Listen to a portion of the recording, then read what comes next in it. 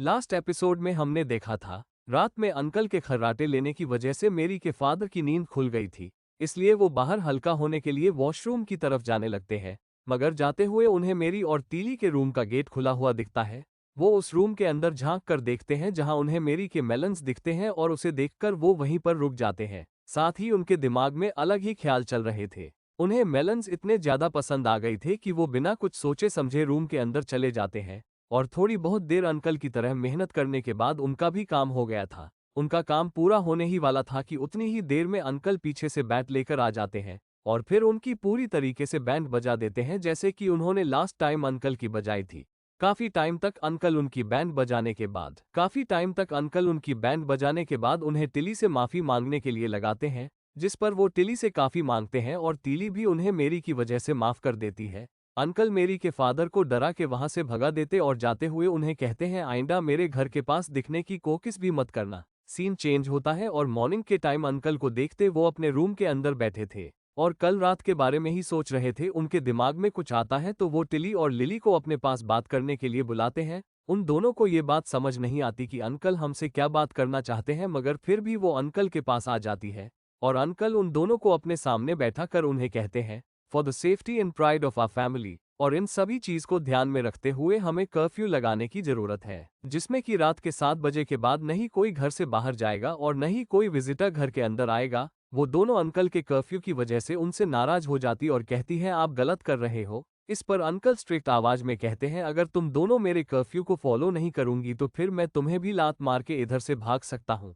Uncle ने कुछ ज्यादा ही बोल दिया था जिसकी वजह से टिली और लीली का मुंह बंद हो गया, क्योंकि वो घर से तो बाहर जाना नहीं चाहती। काफी टाइम बाद हम उसी लड़के को देखते हैं जो टिली और लीली के साथ रात को घूमने गया था।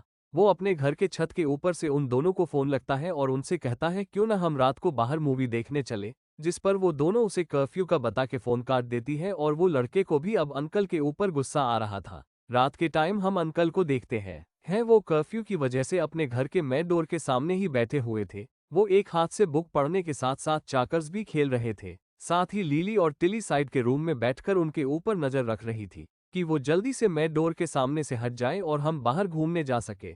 मगर ऐसा होता नहीं है, क्योंकि अंकल पूरे दिन रात और रात में भी डोर के सामने बैठे रहते हैं। वो दोनों अंकल के वहां से हटने के चक्कर में धीरे धीरे करके रात हो जाती है, मगर फिर भी अंकल वहां से हटते नहीं और उसी जगह पर सो जाते हैं। और उन दोनों को भी बाहर जाने के लिए मिल नहीं रहा था तो वो दोनों भी अपने रूम में सोने चले गए, जहां पर टिली तो सो रही थी मगर लिली अपने फोन में उसी लड़के से बात कर रही थी, जिसमें कि वो लड़के ने टाइप करा था क्या तुम्हारा अंकल सो गए, जिस पर लिली बताती है कि वो सो गए। वो लिली को वहां से बाहर आने के लिए बोलता है मगर लिली बाहर आने के तैयार नहीं थी, इसलिए वो खुद ही घर के अंदर जाने के लिए सोचता है। और अभी तक क्रिस अंकल के घर के बाहर ही खड़ा हुआ था, उसे पता चल गया था कि अंकल सो रहे हैं, इसलिए वो शांति से अंकल के रूम से होता हुआ टिली और लिली के रूम में जाने लगता है। वो बिना किसी परेशानी के लिली के रूम में आ जाता है और साथ ही लिली उसे देखकर थोड़ी हैरान हो गई थी, इसलिए वो लिली को शांत करा देता है। और अब आगे क्या होने वाला है वो तो समझ ही जाना। काफी टाइम बाद उन दोनों की छोटी सी गलती और आवाज की वजह से अंकल की नींद खुल गई थी और उठने के बाद उन्हें लगता है कि उनके रूम में कोई है, इसलिए वो अपने आइट साइड में बहुत ही ताकत से बैट घुमाने लगते हैं। उन्हें लगता है कि इस रूम में कोई नहीं है, इसलिए वो अपने रूम के बाहर जाकर भी बैट घुमाते हैं।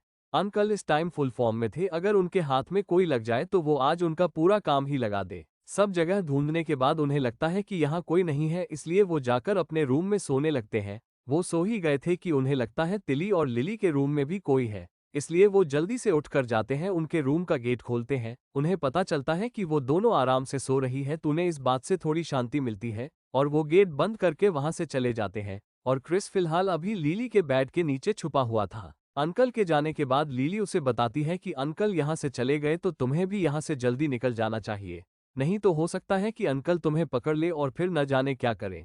क्रिस भी अब उसकी बात मान गया, क्योंकि उसे भी अब अंकल से डर लगने लगा था।